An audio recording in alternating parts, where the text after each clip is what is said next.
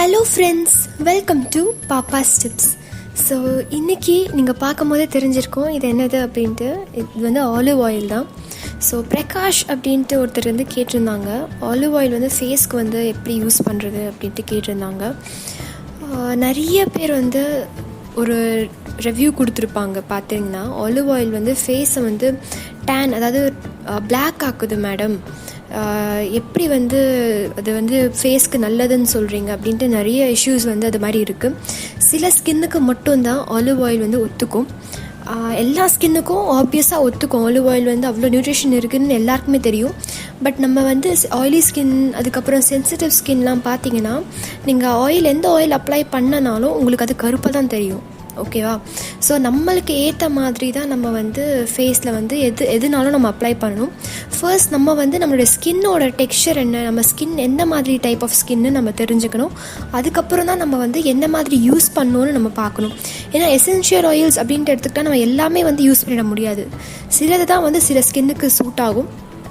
Olive oil கண்டிப்பாக எல்லா ஸ்கின்னுக்கும் suit ஆகும். ஆனால் அதை எப்படி யூஸ் பண்ணணும் அப்படின்றது தான் இருக்குது. அப்படியே வந்து ஆலிவ் ஆயிலை வந்து அப்ளை பண்ணாதீங்க. சில பேர் வந்து மசாஜ் மாதிரி கொடுப்பாங்க.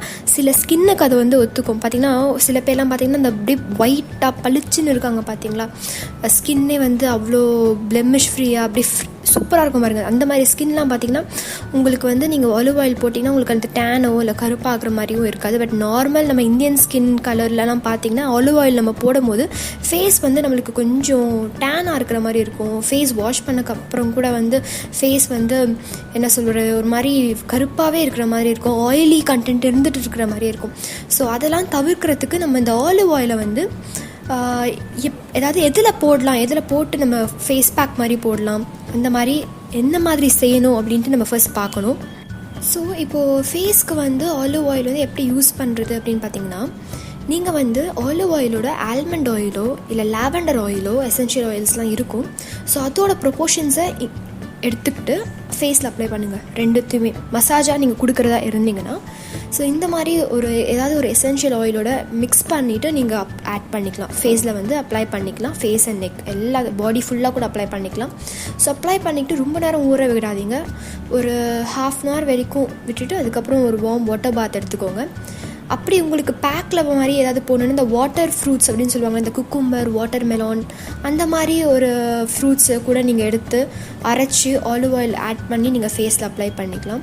அண்ட் தலையில் அப்ளை பண்ணுறதுக்கு நீங்கள் ஆலிவ் ஆயில் டைரெக்டாக எப்படினாலும் அப்ளை பண்ணிக்கலாம். ஏன்னா அவ்வளோ ஹெல்த் பெனிஃபிட்ஸ் இருக்குது ஹேருக்கு. ஆலிவ் ஆயில் நீங்கள் டைரெக்டாக அப்ளை பண்ணிக்கலாம்.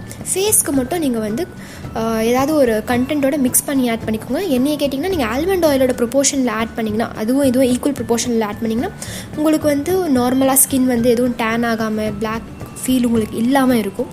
ஸோ உங்களுக்கு இந்த டிப் பிடிச்சிருக்கும்னு நினைக்கிறேன். ஸோ பிடிச்சிருந்தா வீடியோவை லைக் பண்ணுங்கள், ஷேர் பண்ணுங்கள், மறக்காமல் சப்ஸ்கிரைப் பண்ணுங்கள். Thank you friends, and keep smiling.